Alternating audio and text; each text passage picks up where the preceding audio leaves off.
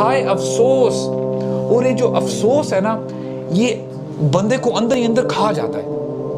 اور بندہ یہ ٹرم تب، یہ ایسے الفاظ تب یوز کرتا ہے کہ جب there is no turning back، بندہ یو ٹرن نہیں مار سکتا. تو کتنی اذیت ہوگی صرف یہ الفاظ کہنے سے ہی.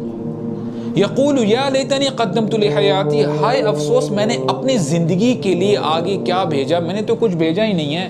اس دن انسان ریلائز کرے گا کہ میری اصل زندگی تو آخرت کی زندگی تھی.